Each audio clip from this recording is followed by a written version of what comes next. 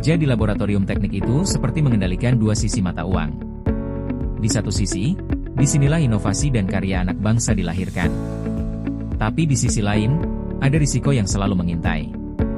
Mesin bubut yang berputar ribuan RPM, atau VTS cutting machine dengan batu potong tajamnya, tidak pernah kenal kompromi jika kita abai pada keselamatan.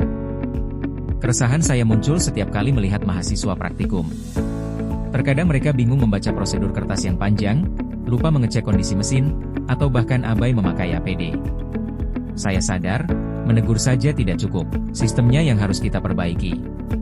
Bagaimana caranya membuat prosedur ketiga itu tidak membosankan, tapi justru mudah diakses dan mengikat?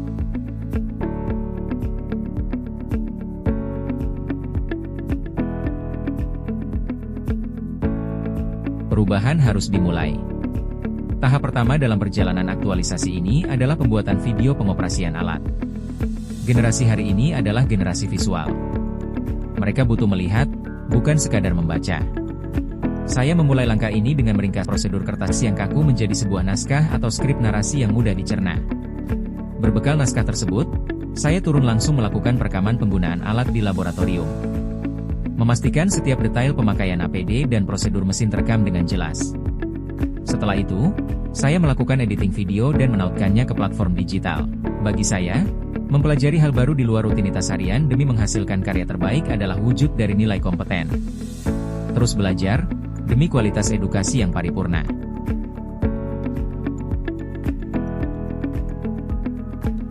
Namun, memori manusia ada batasnya. Saat praktikan berdiri di depan mesin, mereka butuh pengingat yang cepat. Karena itu, tahap kedua saya dedikasikan untuk pembuatan infografis. Saya mulai merancang desain visual prosedur kertas dengan warna-warna tegas agar pesan keselamatan langsung tertangkap mata. Tentu, inovasi yang baik tidak pernah lahir dari kesombongan pribadi. Saya membawa draft tersebut untuk dilakukan finalisasi desain bersama mentor. Arahan dan kebijaksanaan beliau menyempurnakan karya ini. Inilah esensi dari nilai kolaboratif, bersinergi untuk hasil yang lebih berdampak. Setelah desain matang, saya melakukan cetak dan pemasangan infografis tepat di area kerja. Dengan visual yang jelas, tidak ada lagi kebingungan. Kita menciptakan iklim akademik yang harmonis, di mana semua orang saling menjaga satu sama lain.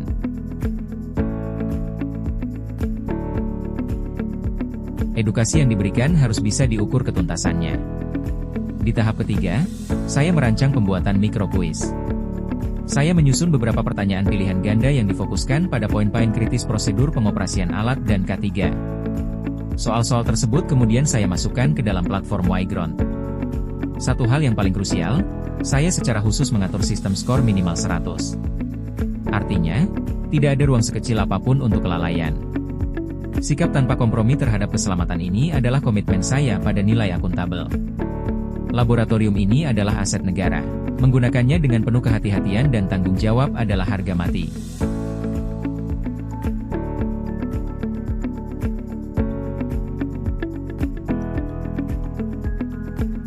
Langkah penyempurna dari ekosistem ini adalah tahap keempat, pembuatan checklist digital dan tes. Sebelum sistem ini digunakan massal, saya mengidentifikasi poin-poin wajib persiapan alat. Poin-poin krusial ini kemudian saya gabungkan ke dalam form. Proses ini diakhiri dengan mengatur validasi form dan melakukan pengetesan sistem. Keberanian untuk meninggalkan sistem kertas yang kaku dan beralih ke validasi digital adalah bukti implementasi nilai adaptif. Saya ingin laboratorium kita terus bergerak maju, selaras dengan kemajuan teknologi.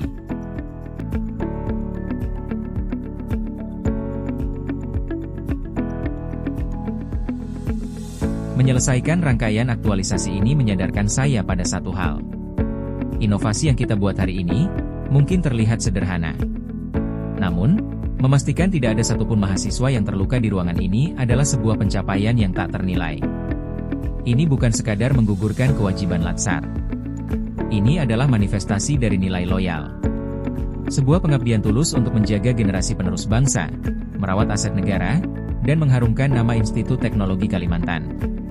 Dari ruang laboratorium ini, mari kita ciptakan inovasi yang tak hanya presisi, tapi juga memanusiakan manusia.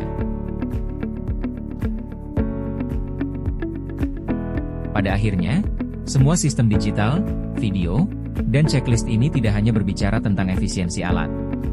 Ini tentang manusia-manusia di dalamnya. Laboratorium ini adalah titik temu bagi ratusan mahasiswa dengan pemikiran dan latar belakang yang berbeda-beda. Menyatukan mereka dalam satu budaya keselamatan yang sama adalah upaya nyata merawat lingkungan kerja yang harmonis. Ketika bahaya bisa dicegah oleh sistem yang jelas, tidak akan ada lagi teguran keras atau saling menyalahkan akibat kelalaian. Sebaliknya, yang tumbuh adalah rasa saling peduli. Saat seorang mahasiswa mengingatkan temannya untuk mengencangkan cak mesin, atau tersenyum saat membantu men-scan QR Code, disitulah tercipta sebuah keluarga besar yang saling menjaga dengan penuh kesadaran.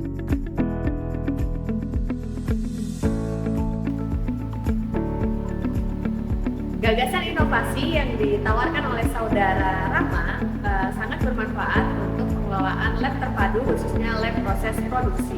Di sini kita bisa lihat bahwa alat-alatnya itu sangat besar dan sangat berbahaya jika dilakukan atau digunakan tanpa mengikuti prosedur.